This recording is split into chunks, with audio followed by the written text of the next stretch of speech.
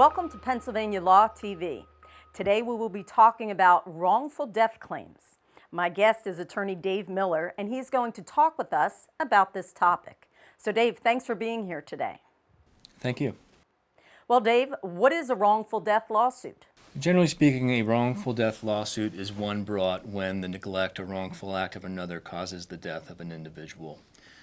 These lawsuits are brought for the decedent's loved ones for certain types of damages that are caused when that individual passes away.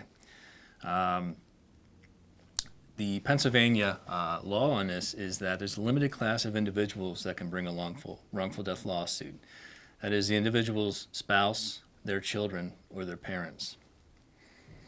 And the recovery for the damages in a wrongful death lawsuit are set by law. There's a statute called the intestacy statute in Pennsylvania. So regardless of whether or not the deceased person had a will, the damages achieved in a wrongful death lawsuit will be determined by statute. During the grief process, a lawsuit is not something most people are thinking about. But is there a time sensitivity to these types of claims? There certainly is. The statute of limitations in Pennsylvania, which is the time period within which a claim must be brought in court, is 2 years from the date of death. This is different from a survival action, which sometimes coincides with a wrongful death action. The statute of limitations for a survival claim is 2 years from the date of the harmful act that eventually led to death. Sometimes those dates are the same. Others, they are not when the death occurs down the road from the harmful act. It's important to remember there's a time limit on these claims, and contacting an attorney that's experienced in wrongful death claims immediately is very important.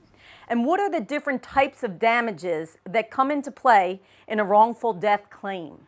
Well, the types of damages most people think about are economic losses. This is the fact that, let's say a father passes away, still had 15 years of working life left that would have provided for his family and his children. These economic damages, there will be a subtraction from that amount of money earned for the type of money that individual would have spent along their lifetime. But that difference is no longer able to be achieved by the deceased, so that makes up part of the damage claim in a wrongful death lawsuit. Additional types of damages are any gifts that can be proven that would have been provided by the deceased person to their spouse, children, or parents. Also, for any medical expenses incurred as a result of the harmful act that led to death, funeral expenses, and administration of estate expenses. Additionally, the Pennsylvania courts have sort of created their own little area as part of the damages package, and we often think that money is obviously the easiest thing to calculate in these kind of losses, but the reality is the loss of companionship, solace, and love of that individual that has passed away should also be recovered. And the Pennsylvania courts have acknowledged that fact with a decision, so they are part of the lawsuit as well. And Dave, what are some of the biggest challenges you face as an attorney in handling these types of claims? Well, some of the biggest challenges are the calculations that I just went through. They can be very complex, and sometimes, depending on family structures, explaining this process and how a wrongful death claim differs from a survival claim and who's entitled to what and why becomes a very difficult position to be put in when you have maybe some individuals that in a difficult family situation where maybe one child wasn't as close to the deceased than another, and they are wondering why that person's getting sort of the same result after a lawsuit. Sometimes it's a difficult position. And then obviously the underlying claim becomes important. Sometimes these are very clear cut.